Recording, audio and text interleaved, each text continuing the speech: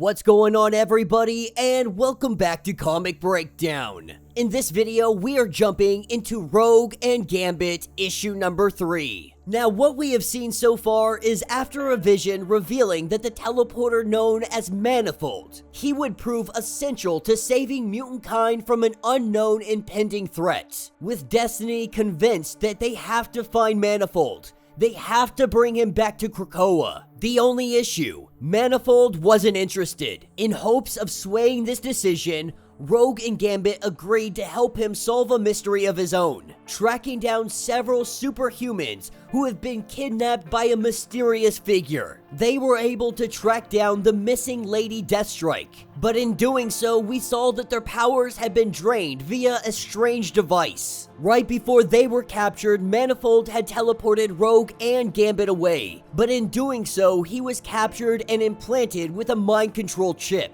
What Rogue and Gambit didn't know is that Manifold had informed the Avengers of what was going on. They now suspect the couple of trying to kidnap him themselves. In hopes of being able to track down Manifold, they go to Forge. Now, make sure you guys have subscribed to the channel, make sure that you like this video, and with that being said, let's dive into this breakdown. Alright gang, so as we dive into this issue, we are picking up in New York City. We are picking up with Mystique and Destiny. And Mystique feels like Destiny has been trying to avoid her. And in a way, she really has. But right now, she is so focused on Manifold. She's trying to collect her thoughts, to understand everything that she is seeing in these visions. While she is very vague and doesn't give detail on the visions, she says that Rogue and Gambit, they cannot fail. Her biggest concern that they will fail is because of Gambit. That's what takes us to Forge Lab in the treehouse. Coming to Forge hoping that he has some way to be able to track down Manifold. But Forge tries to say that he can't help them, not with the limited information that he has been given. He also goes to say that locating missing mutants, this isn't really his department. But Rogue has heard differently, and while Forge tries to quickly cover up whatever it is she's about to say, Rogue says that she knows about the suit. Destiny had told her, the suit that Forge had built using Caliban and Mystique's DNA in order to track down Darwin inside the Children of the Vault. And this angers Gambit just a little bit, because Rogue has been keeping this information from him. But right now, they don't have the time to argue about this. And while Remy definitely wants to have this conversation, it is quickly broken up because Forge says that he destroyed it, that there was a suit that could track and become any mutant. The only problem is, he already got rid of it, saying that creating it in the first place was a mistake. He thought about it falling into the wrong hands, what it could be used for, the damage that it could do. And while he tells Rogue that everything about it is gone, the research, the equipment, all of it, we see Gambit playing with some things he probably shouldn't be playing with.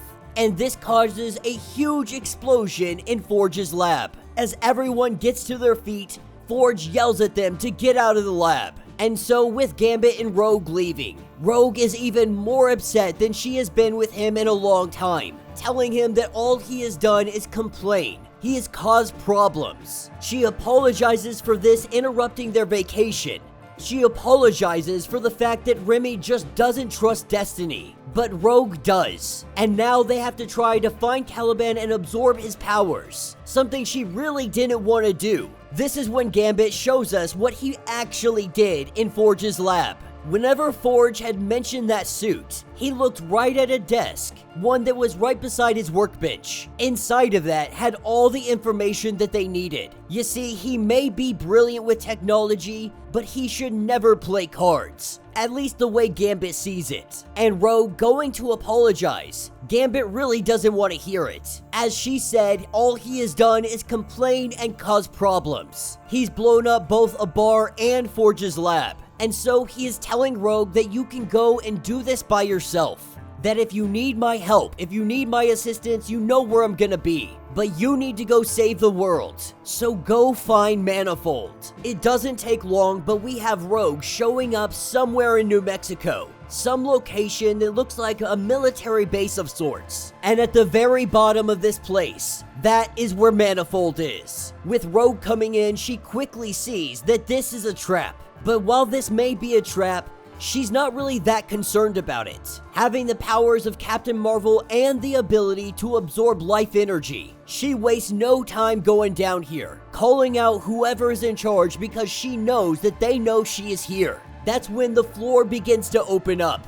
And from there, we see Juggernaut, we see Vanisher, Deathstrike, Manifold, Absorbing Man, and Electro. All of them have been recently captured, all of them under the control of this device that has been placed on their neck, and all of them immediately attack Rogue, while she does her best to hold them off, to try and let them know that they are being controlled. Rogue is finally piecing all of this together. They are capturing and selling superpowered individuals, ones that now have a control thing on their neck, so these guys can be used as any kind of weapon that they would like. In the midst of this fight, that is where Rogue pulls off the control device that is on Vanisher's neck.